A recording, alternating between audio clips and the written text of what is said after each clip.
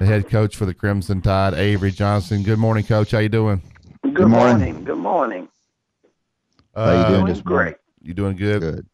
Yeah, you guys doing okay? Yeah, we're doing Doing fine. fine. Doing fine. Coach, there's been so much talk about Sexton and Petty coming in, but I want to get you to talk about the other three recruits. Obviously, you guys have a very highly rated recruiting class, and you got three other guys that maybe don't quite get the attention that the other two guys get, and I know you guys are excited about them with Alex Reese, Herb Jones, and Gavin Smith. Could you talk about those guys for just a little bit?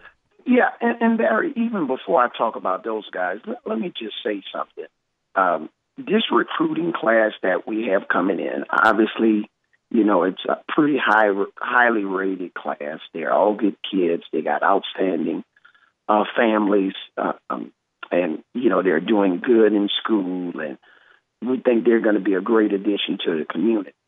But the guys that we have coming back next year from this year's team, guys like Braxton Key, who was first team All-SEC, Dejon Ingram, who was close to making first team All-Freshman SEC, and Dejon Ingram, who we thought were close to making the first team All-Freshman SEC, and guys like Dante Hall and A.J. Jr. and Raleigh Norris. Those guys are going to be the guys to help carry the load for next year. We're not just going to put everything, on the freshmen that are coming in. Right. So our guys that are here, that are working out, we get 2 hours a week with them on the court during this time of the year. They have to continue to get better because they have experience in playing in SEC games and non-conference games and big games. So I just wanted to start with that.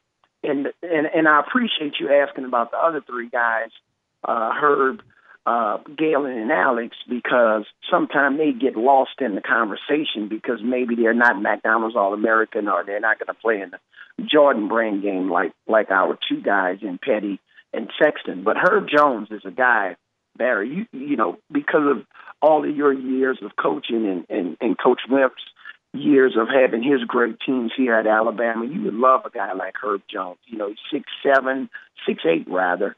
And, he can pass, dribble, and shoot, high basketball IQ, plays on both ends of the floor. Alex Reese is a guy that we think may end up playing some 4, some 5. He's 6'9", almost 240 pounds already.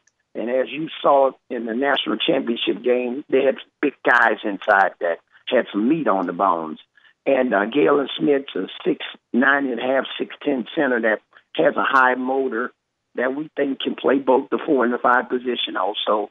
But we're just as high on those three guys as we're on Petty and Sexton.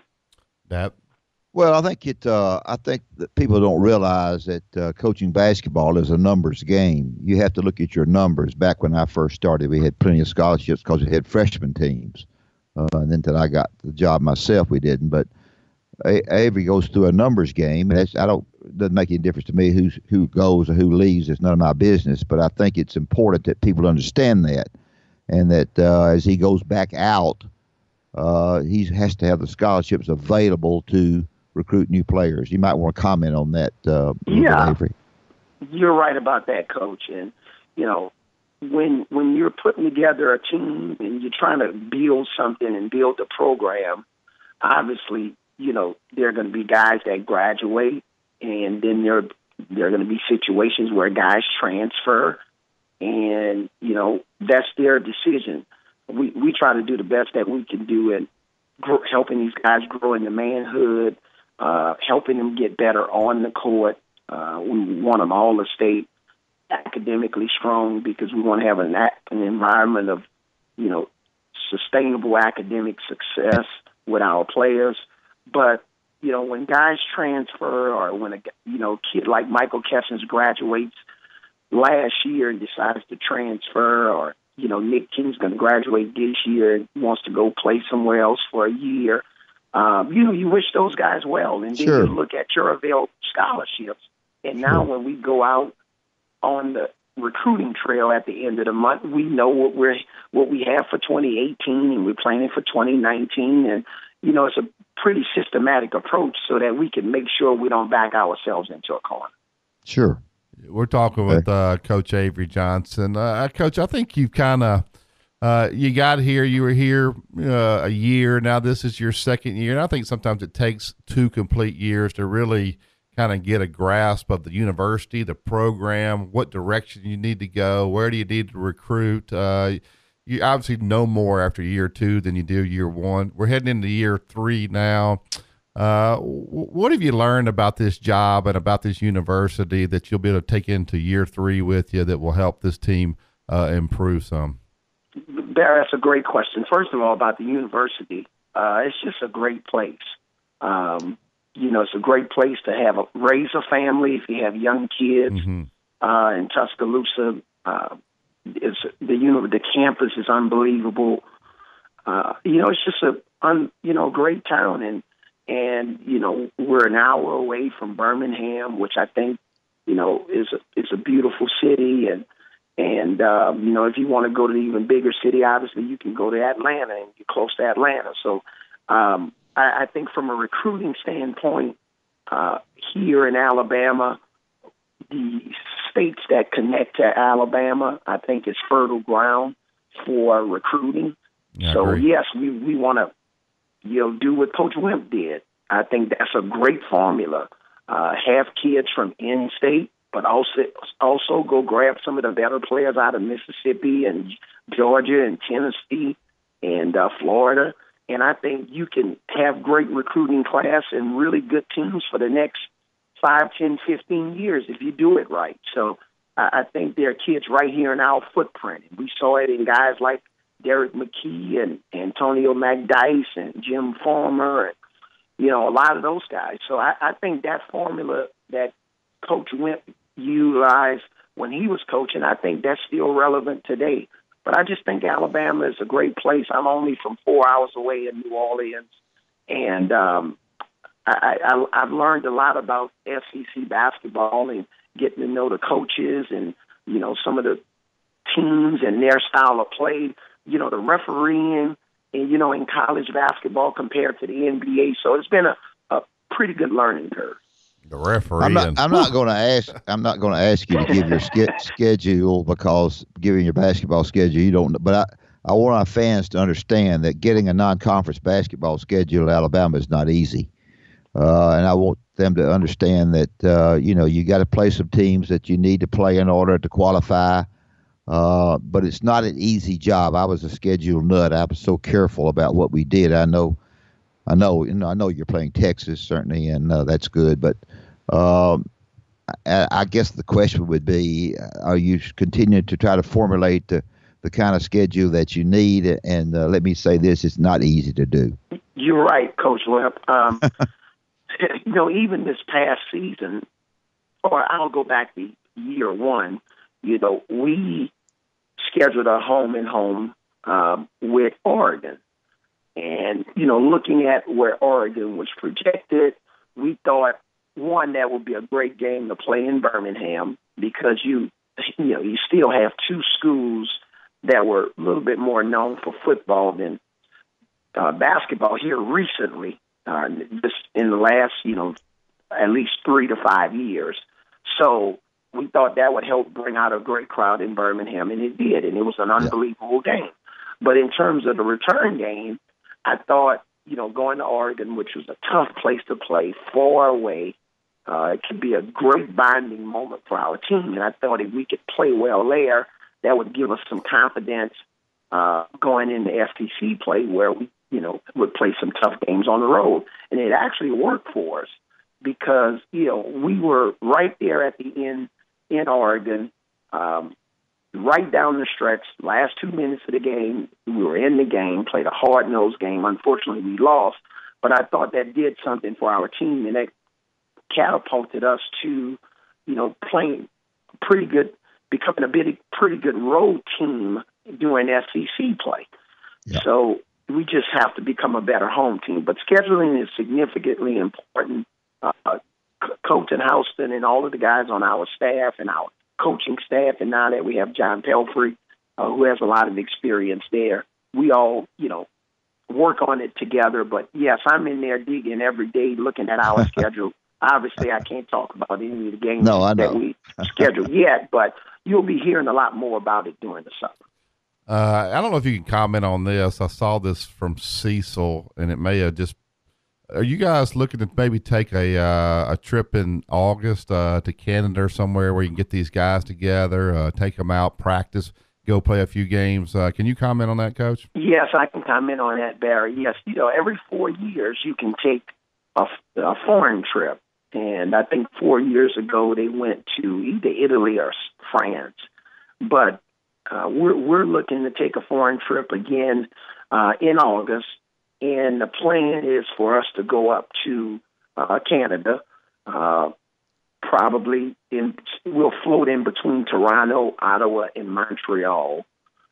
We think, based on some of the other schools that have gone to Canada and teams that we've talked to, it's some really good competition. And because we don't want to go and play 3 teams that have more of a junior high school level of talent. We want to play some games. And since I'm bringing in 5 freshmen, and also we're forgetting about Daniel Giddings, who's going to be a big contributor for it. Coach, I think you were finishing up about Canada and maybe Daniel Giddings there.